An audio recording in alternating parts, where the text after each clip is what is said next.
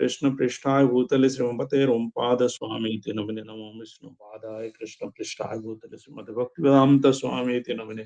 नमस्ते सरस्वती देवे गौरवाणी प्रचारिणे निर्विशेष शून्यवादी पश्चात्य देश तारिणे। जय श्री कृष्ण चैतन्य प्रभु नित्यानंद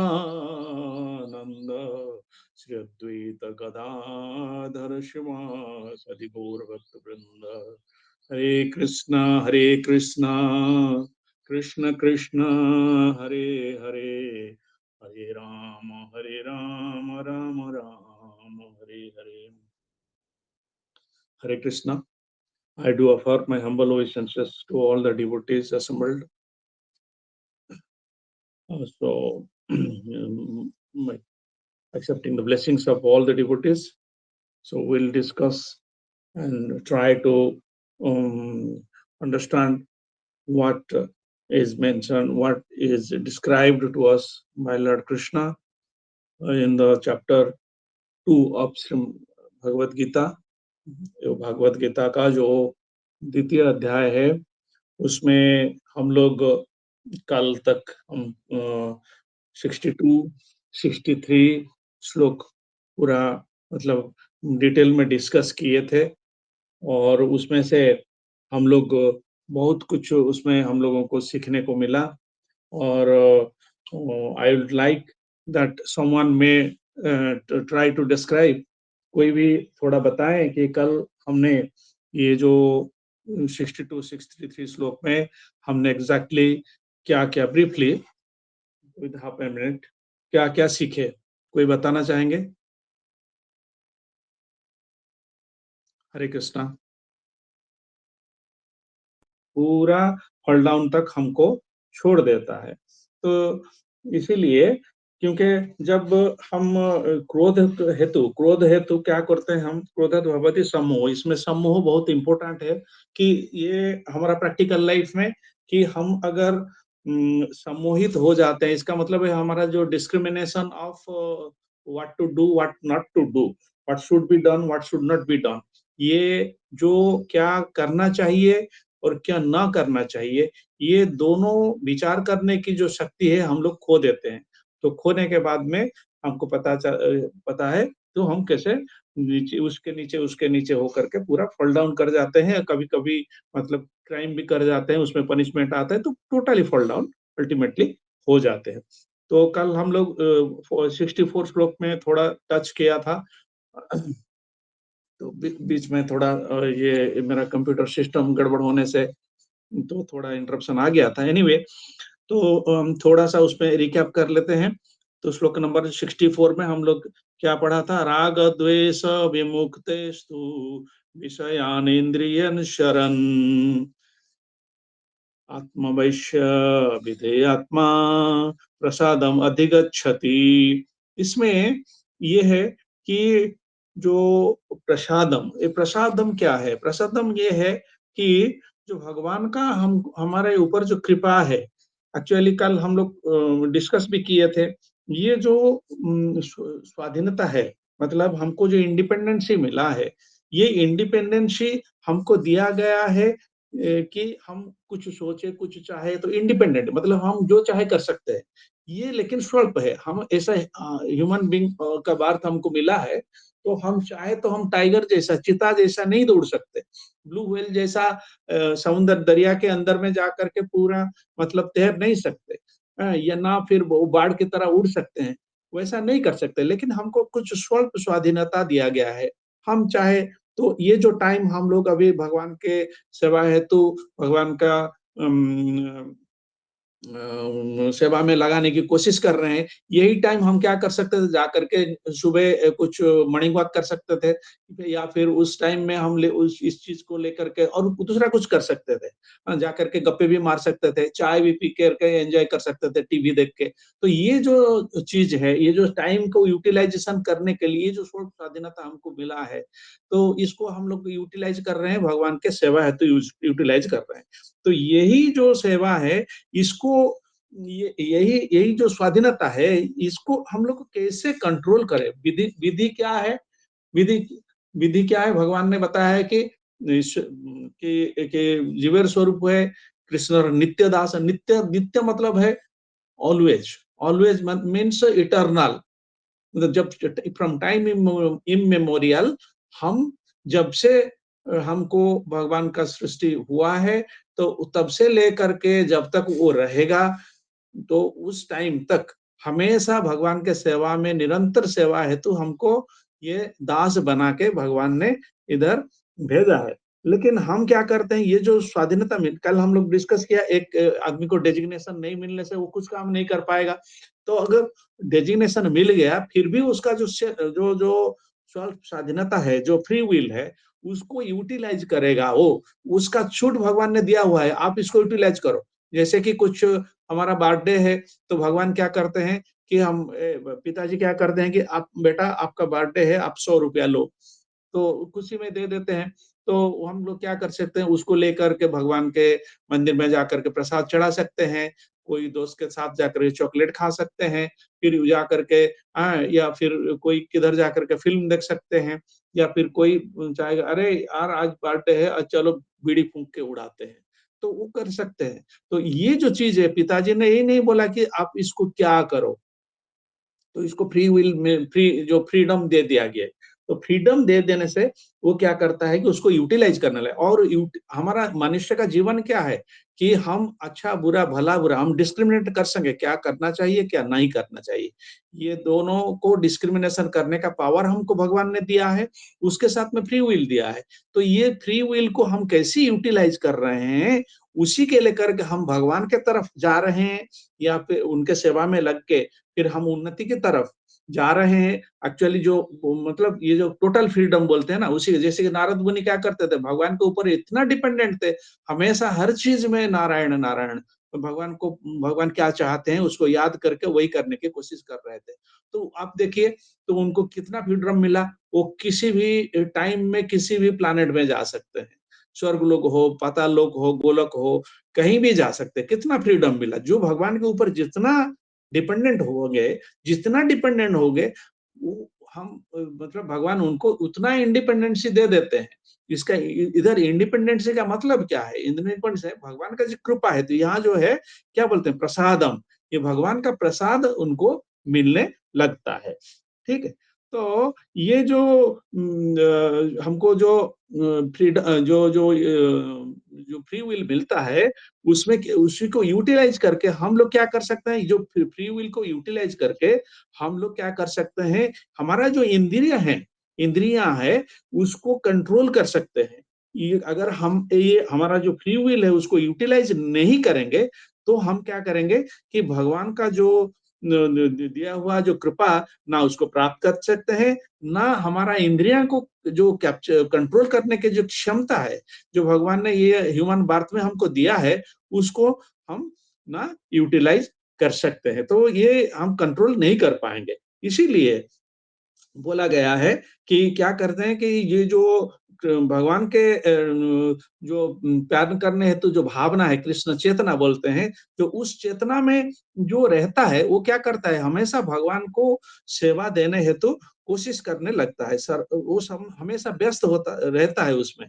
तो कैसे भगवान का सेवा में करूं, क्या चाहते हैं, तो यह क्या करते हैं कि खुद का जो इंद्रिय तृप्ति है उससे ऊपर रहता है, क्योंकि वो हमेशा भगवान का सेवा हेतु क्या करना चाहिए बोल के उस उसमें निमग्न रहता है।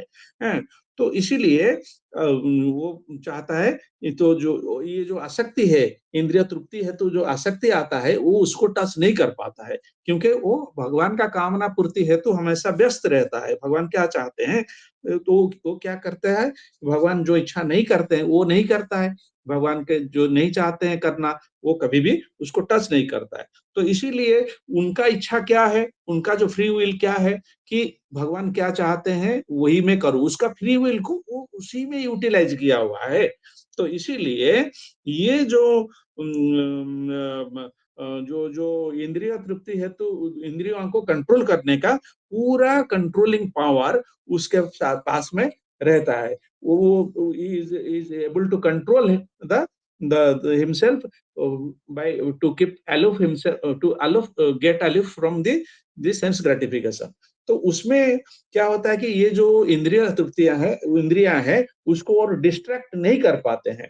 ठीक और ये जो इसीलिए बोलते हैं कि उन्होंने अपना जो इंद्रियों के ऊपर में पूरा कंट्रोल हासिल कर लिया है। ये क्या है? ये अल्टीमेटली वही भगवान की कृपा है। उनने उसको हमको ह्यूमन बर्थ दिया, ह्यूमन बर्थ देने के बाद में फ्री विल भी दिया और उसको जो मतलब जो हायर पर्पस के लिए जो यूटिलाइज़ करते हैं, तो उसी इसीलिए भगवान का जो कृपा है उनको हमको ये मिल जाता है।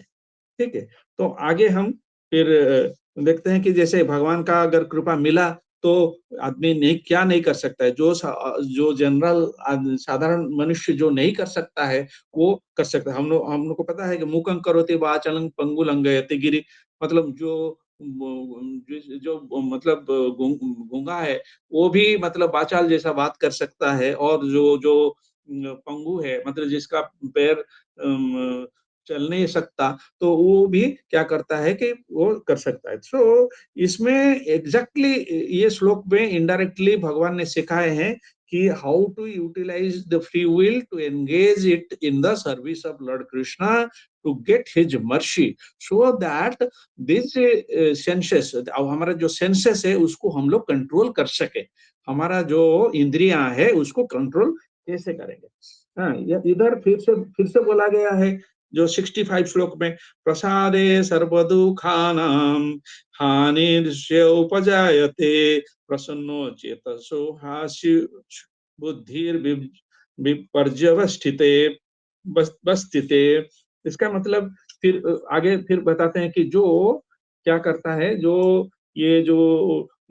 भगवान का सेवा है तो जो इंद्रियों को कंट्रोल कर चुका है और हमेशा उसी मनन में रहता है वो mind is always fixed on Lord's service भगवान का सेवा में जब निमग्न रहता है वो क्या करते हैं कि उसको जो भौतिक स्थिति में क्या करते हैं हम लोग यहाँ त्रिताप में दग्धीभूत होते हैं दुखालयम अस्वस्थ ये दुख क्या है हम लोग हमेशा माँ दुर्गा देवी हमको त्रिशूल मतलब ताप मतलब है तीन तीन तरह का दुख आदि भौतिक आदि दैविक और आध्यात्मिक ये जो तीन दुख देते हैं ये चीज जो है ये उसका उसको टच नहीं करता है वो सुख दुख में हमेशा ये अपना जो कर्तव्य कर्म है भगवान का सेवा है तो वो निरंतर उसमें रहता है और उसमें वो खुश रहता है अगर वो खुश रहता है तो उसको दुख फिर कैसे आएगा भगवान ने ये बताया कि ये दुखालय में शाश्वत यहाँ पैदा होकर के भी ये दुखालय में रहते हुए भी उसको वो दुख टच नहीं करता है तो इसीलिए इसको तो फिर बुद्धि बोला गया है ना क्योंकि व्यवसायत्मिका बुद्धि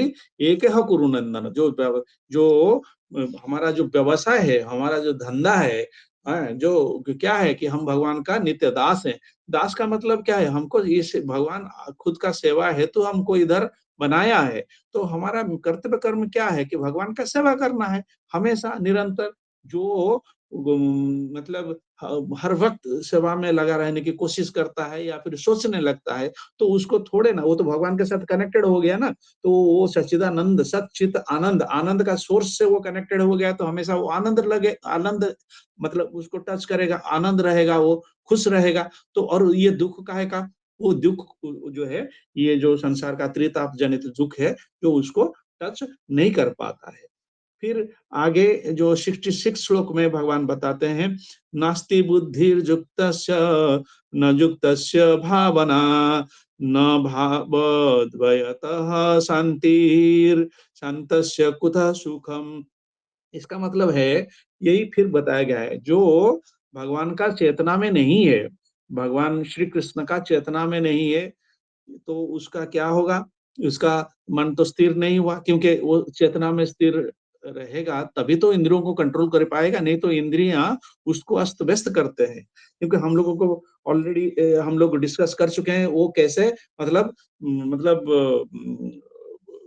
डिस्टर्ब करते हैं वो सरपेंट जो है पॉइजनस सरपेंट जो है विषधर सर्प है उसी तरह है हमेशा इंद्रियां उनको मतलब अस्त व्यस्त करने लगते हैं तो करने से उसका मन स्थिर नहीं रहता है क्योंकि इंद्रियां क्या करते हैं मन को घेर लेते हैं मन को कंट्रोल कर लेते हैं मन को कंट्रोल हो जाने से क्या करते हैं वो उस मन का स्थिर रहना पॉसिबल नहीं है तो पॉसिबल नहीं है तो उसका क्या होता है, उसको बुद्धि को भी कैप्चर करने की वो बुद्धि उसी तरह जाते हैं, मतलब बहुशाखा ही अनंतस्य, इसका मतलब है ये जो बुद्धि है, अव्यवसायी नाम बुद्धि, जो व्यवसाय जो है भगवान का सेवा करने हेतु जो कर्तव्य कर्म है, उसको छोड़ के जो दूसरा है, उसका अपोजिट जो है, मतलब सेंस ग्रेटिफिकेशन प्रोग्राम है, तो उसमें अगर रहता है तो उसको अव्यवसायी नाम बताया गया है। हम लोग ऑलरेडी उसको पढ़ चुके हैं।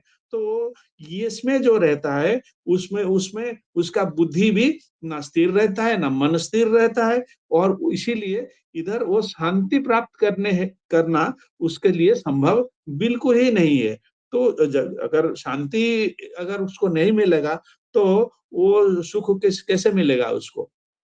जो ट्रू हैप्पीनेस होता है, हैं? जो आनंद होता है, वो कैसे मिलेगा उसको आनंद?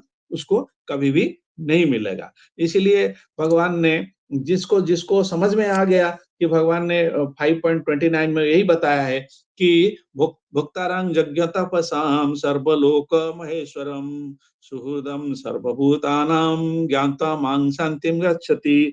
इसका मतलब यही है कि जिसको पता चल गया है कि ये जो सब चीज का भोक्ता कौन है, एंजॉयर, रियल एंजॉयर कौन है, पुरुष कौन है, भगवान ही है, और हम लोग है प्रकृति या फिर स्त्रियां है। तो ये भोक्ता है भगवान। तो भोक्ता हम लोगों का सेवा है तो भगवान खुश रहेंगे, यही हमारा कर्तव्य कर्म है। और वो हमारा सेवा लेकर के अगर खुश हो गए, तो हमारा जो सेवक जीवन मतलब सफल हो जाएगा। तो इसको समझना चाहिए। और वो क्या होता है कि सारे लोग, सर्व लोग, जितने ये 14 लोग हैं, फिर उसके ऊपर में भी वैकुंठ लोक है, उसके ऊपर में भी श्वेत लोक भी, या फिर वो गोलक वृंदावन है, तो ये सारे लोक का है वो महेश्वर, महा ईश्वर है। जितने भी ईश्वर, ईश्वर का मतलब है प्रभु, जितना जितना भी देवी देवताओं है, ये सबको सबके सबके वो प्रभु है, महा ईश्वर है। तो और वो क्या है, सुहृदम सर्वभूतानाम। ये क्या होता है, सुहृद क्या होता है? सुहृद है हमारा, जैसे कि एक दोस्त होता है, कोई कोई बंधु होता है, कोई मित्र होता है, मतलब और क्लोज है। और लेकिन सुहृद कौन है? सुहृद ये है कि जो हमारा दोस्त है, हमारा मतलब साथ निभाते हैं बस। और बंधु जो है हमारा, कभी कभार कुछ फंक्शन हो गया, शादी ब्याह हो गया, या फिर कोई डेथ सेरेमनी हो गया, या फिर किसी का पैदा होने से किसी का मतलब बर्थडे सेरेमनी हो गया, वो आकर के हमारे साथ मतलब प्रोटोकॉल मेंटेन करके वो आते हैं, और फिर मिलते हैं। और जो मित्र है वो अंतरंग होते हैं। हम ये बंधुओं को वो चीज नहीं बता सकते। हमारा जो मित्र है, जैसे कि भगवान का मित्र थे अर्जुन, सुदामा मित्र थे भगवान का। तो ये जो मित्रता है, इसमें गूढ़ तत्व जो जो एकदम टॉप सीक्रेट होता है, और जिसे दिल में का भावना जो है उसको व्यक्त कर सकते हैं, शेयर कर सकते हैं, और वो हमेशा हमको हमको हेल्प करने की कोशिश करता है, वो होता है मित्र। और सुहृद क्या है, उसके और ऊपर है। सुहृद का मतलब यही है कि हमको जो जरूरत है, व्हाट वी नीड, हमको क्या मिलना चाहिए, हमको हमको हमको एग्जैक्टली हमको क्या जरूरत है, वो उसके बारे में सोचते हैं। इसीलिए तो अहम बीज प्रद पिता, भगवान को पिता बताया गया है कि पिता क्या करता है, ये हमारा बच्चा है, तो उसको एग्जैक्टली क्या जरूरत है, उसको प्रोग्रेस करने के लिए, उसका हैप्पीनेस के लिए, उसका बेटर फ्यूचर के लिए पिताजी वो सोचते हैं। लेकिन जो डिमांड रहता है बच्चों का, वो तो अलग चीज है। जैसे कि वो क्या चाहते हैं, कुछ चाहना और हमारा जरूरत है क्या है, वो दोनों टोटली डिफरेंट होता है। तो भगवान क्या करते हैं कि हमको हमारी जो जरूरतें हैं उसको पूर्ण कर हमेशा ही पूर्ण करते हैं। हमको क्या मतलब लाइट चाहिए, हमको फूड चाहिए, हमको एयर में ऑक्सीजन चाहिए, वो सारे हमेशा वो फुल करते रहते हैं। ज्ञात्वा मां शांतिर्गच्छति, जो ये समझ गया, तो यह क्या करता है, हमेशा भगवान के चरण में मतलब जुड़ा रहता है कि नहीं, ये यही मेरा ही सब कुछ है। तो अगर भगवान सब कुछ है, वो एक बार में इनको कहीं किसी को समझ में आ गया, तो वो क्या करता है, शांति में रक्षति। इसकी इसीलिए 5.29 भगवत गीता श्लोक को ये शांति पीस फॉर्मूला का के तहत बताया गया है। तो इधर यही चीज बताया गया है कि शांतिर शांतस्य कुतस्य सुखम। जो जो नास्ति बुद्धिर्युक्तस्य न चा युक्तस्य भावना। ना बुद्धि जिसका मतलब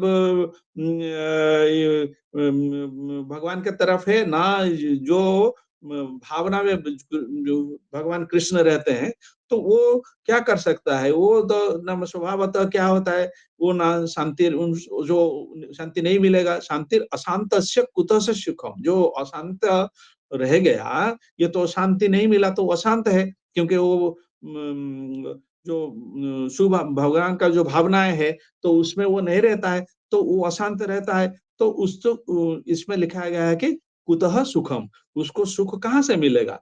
तो इसीलिए ये सुख पाने का कोई भी संभावना उसका नहीं है। लेकिन जो भगवान के साथ युक्त रहता है, तो उसमें उसमें क्या होता है, उसको ये जो संसार का जो त्रिताप है और विपत्ति है, वो तो ये से उसको टच नहीं करता है। जो कष्ट है, उसको अगर मिल कष्ट तो होगा, क्योंकि वो देही है, तो जन्म, मृत्यु, जरा, व्याधि तो भोगेगा। लेकिन ये जो कष्ट है, उसके उसको टच उतना नहीं करता है, मतलब टच करता ही नहीं। जो जितना डीप में जाएगा, उसको टच नहीं करता है, कि वो उसको पता है कि ये तो मैं पैदा हुआ हूँ, तो डेथ होगा ही होगा। चलो, अगर जल्दी हो गया, भगवान कृपा करके दे दिए तो सही है। हाँ, तो इसको उसको वो इतना टच नहीं करता है, वो उसके ऊपर में रहता है, उसके साथ में वो जुड़ा नहीं रहता है।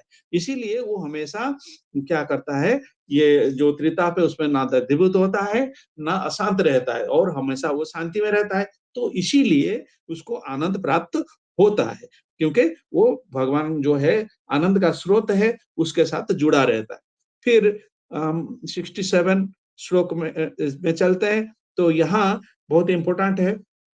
इंद्रियाणां हि चरतां इंद्रियाणा हि चरन्तां जन्मनु अनु अनुविधयते तस्य हरति प्रज्ञा वायुर्ब वायुर्नावमसि मसी।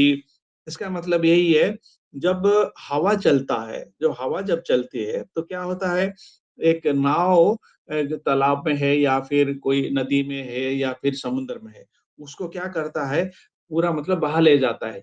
धकेल के जिस तरफ हवा चलती है, तो उस तरफ वो ले जाता है। वैसे ही जो मतलब इंद्रियाँ इतना स्ट्रॉन्ग है, ये जो हम बहुत ही स्ट्रॉन्ग है इंद्रियाँ, तो उसको कंट्रोल करना मुश्किल है। लेकिन भगवान के सेवा में अगर नहीं रहने से वो क्या करते हैं, सारे इंद्रियाँ तो इतना-इतना पावरफुल है, तो उसमें एक भी इंद्रिया हमको कुछ विचलित करने की कोशिश किया, तो हम उसी में बह जाते हैं। जो हवा से, जैसे कि एक नाव हवा में, इधर प्रभुपाद ने एग्जाम्पल बहुत अच्छा दिया है कि जो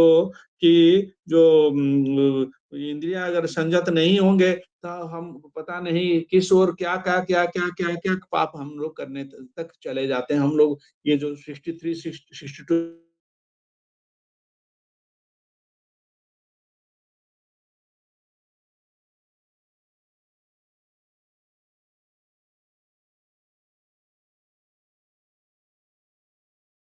आवाहो गृहीणी तानि सर्वशः इंद्रियाणि इंद्रियार्थे अभ्यस्त तस्य प्रज्ञा प्रतिष्ठितः। इसका मतलब क्या है कि हे महाबाहु, अर्जुन को महाबाहु बोल के वो भगवान संबोधित करते हैं, क्योंकि उनको वो तो अब हम सबको पता है वो कितना, अर्जुन कितना पावरफुल थे, तो इसीलिए इधर महाबाहु बोल के उनको उन्होंने संबोधित किया। और ये वो बताते हैं कि जिनका जो मन है, कि ये इंद्रियों भोग वस्तु से दूर रहता है, और इंद्रियों से, ये जो इंद्रिय भोग वस्तु है, ये तो मतलब सेंस, जो सेंसेस होता है और सेंस ऑब्जेक्ट्स होता है, ये दोनों से दूर रहता है।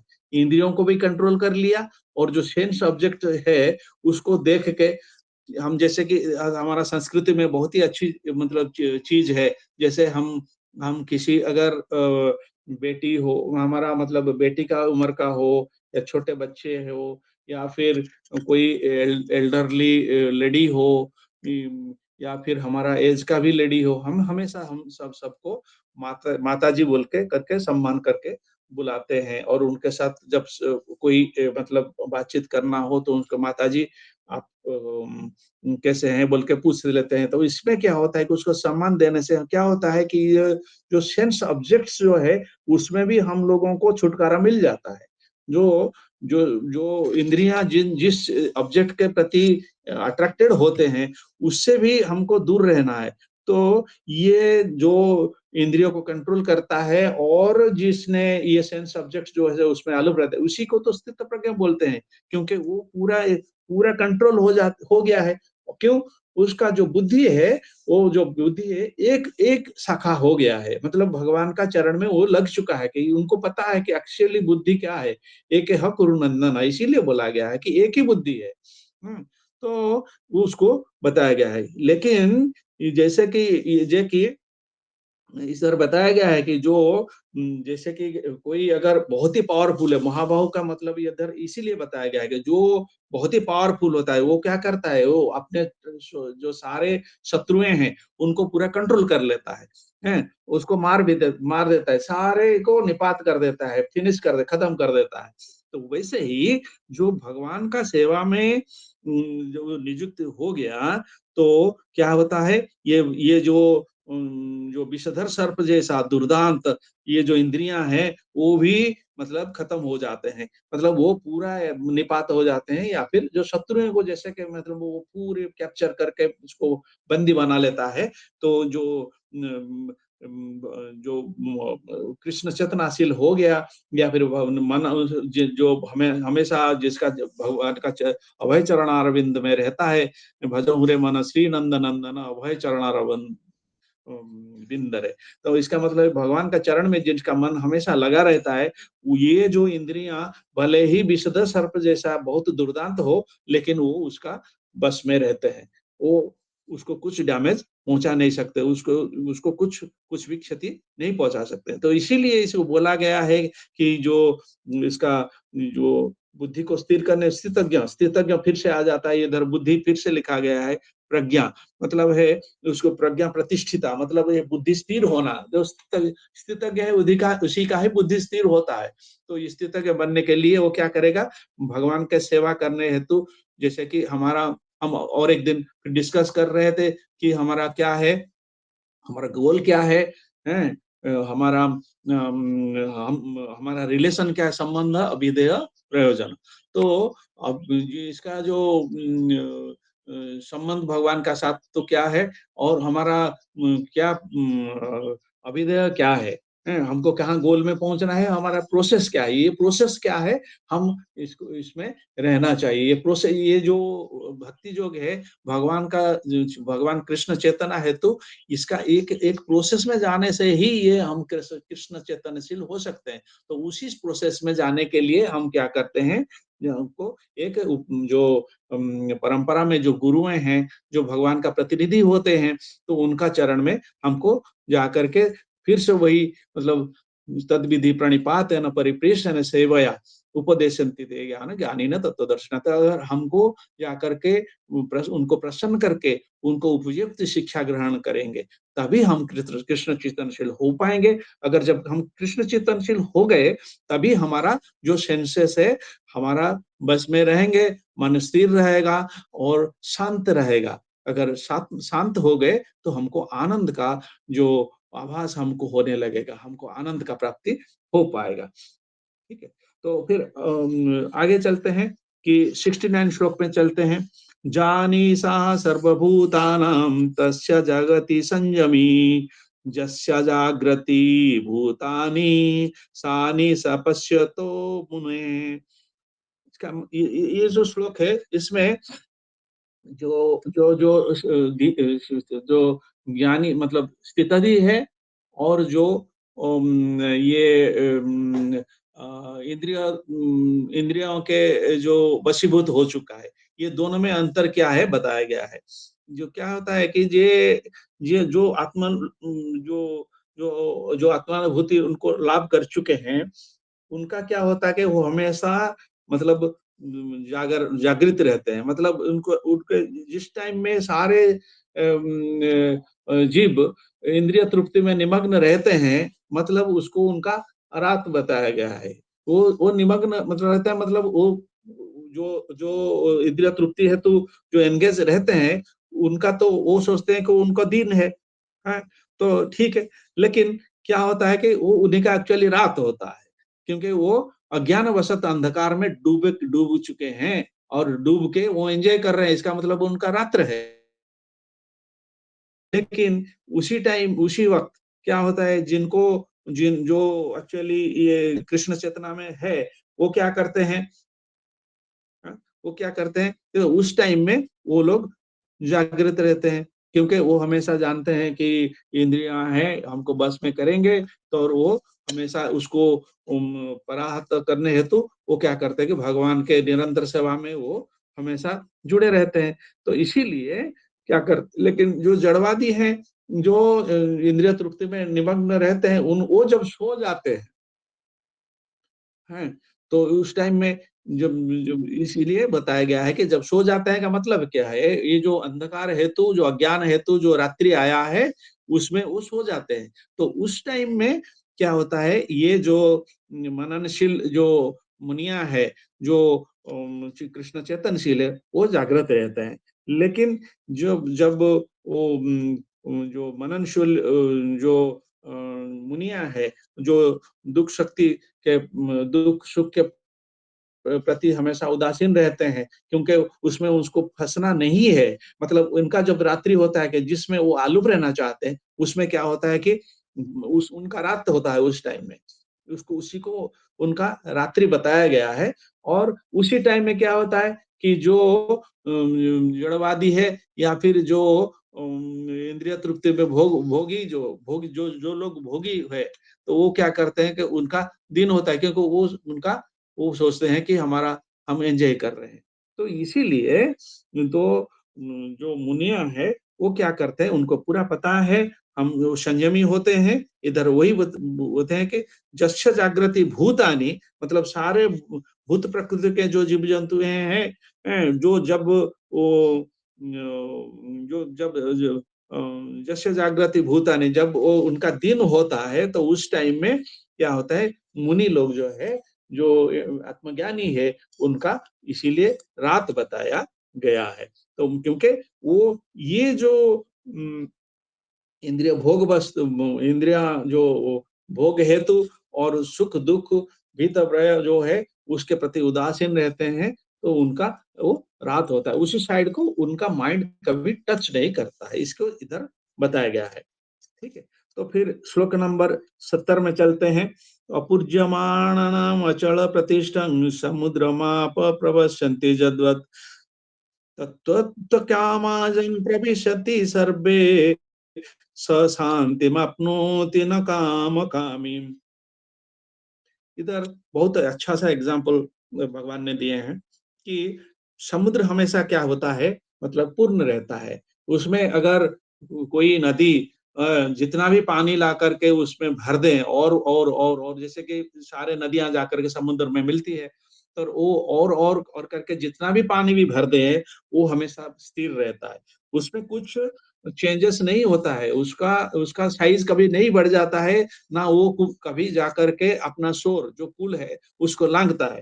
तो इसीलिए वैसे ही जो व्यक्ति मतलब कृष्ण चेतनशील हो चुका है, तो उसमें वो इतना कामना रहित हो गया है। अगर उसको जाकर के कोई भी मतलब जितना उसमें कामनाएं की चीज जो है उसको कोशिश करे, वो कभी डिस्टर्ब नहीं होता है। जैसे समुद्र जैसे शांत है, वो हमेशा वही शांत रहता है। क्योंकि जो जो व्यक्ति क्या करता है, जो अपना जो इंद्रिय भोग वस्तु प्रति प्रति मतलब कामना चरितार्थ करने हेतु वो व्यस्त रहता है, वो तो हमेशा अशांत रहता है। लेकिन ये जो स्थिति है, जो आत्मज्ञानी है, जो भगवान का कृष्ण चेतनशील है, कृष्ण चेतनशील है, वो क्या करता है, उसका सारे कामनाएं स्थिर हो चुका है, उसका मन स्थिर हो चुका है, और वो शांति में मतलब स्थिर होकर के इधर मतलब वो शांत होकर के बैठ रहा है। लेकिन बाकी सारे जो इंद्रिय कामना में चरितार्थ हेतु व्यस्त रहते हैं, वो कभी शांत नहीं। इधर यही बताया गया, स शांति मापनोति न काम कामी, न काम काम, जो काम कामी है, जो कामना चरितार्थ करने हेतु जो व्यस्त रहते हैं, वो कभी शांति न शांति मतलब उनको कभी शांति उनको नहीं मिलता है। तो इसीलिए इसलिए जो श्री चैतन्य महाप्रभु ने यही बताया ना कि कृष्ण भक्त निष्काम अतीव शांत भुक्ति मुक्ति सिद्धि कामी सकली अशांत। मतलब ये जो भुक्ति मुक्ति और सिद्धि कामी है, जो मेटेरियलिस्टिक गेन करने हेतु जो एंगेज रहते हैं, वो हमेशा अशांत रहते हैं, उधर भी बताया गया है। हाँ, और अगर हम उसका 19.176 में जाए तो वही सेम चीज बताए, भुक्ति मुक्ति स्पृहा जावत पिशाची हृदय वर्तते तावत भक्ति सुख स्व अत्र कथम अद्भुदय भवत। तो जब तक हमारा भुक्ति मुक्ति कामना रूपक जो इसको पिशाच बताया गया है, तो वो जब तक हमारा हृदय में रहेंगे तावत भक्ति सुख स्व अत्र कथम अद्भुदय भवत। तब तब तक जब तक हमारा हृदय में भुक्ति मुक्ति और सिद्धि ये कामनाएं हमारा रहेगा, हमारा मन में रहेगा, ये विचारधारा रहेगा, तब तक हम कभी शांत नहीं रह सकते। और जब तक हमारा हमारा हम शांत जब है, इसका मतलब है हमारा ये जो कामनाएं हैं ये सारे टोटली भोग वस्तु है, तो हम सिद्धि प्राप्त करते हैं तो कैसे इससे जब मुक्ति हो जाए, ये जो जो इसको मटेरियल जो लिबरेशन जो बोलते हैं, तो उसका कामना हेतु जब दिल में रहता है, वो कभी स्थिर नहीं रह सकता। लेकिन जो स्थिर हो चुका है, वो हमेशा कृष्ण भावना में परिपूर्ण रहता है। और हम कल फिर आगे से ये करेंगे, ऑलरेडी टाइम हो चुका है। अगर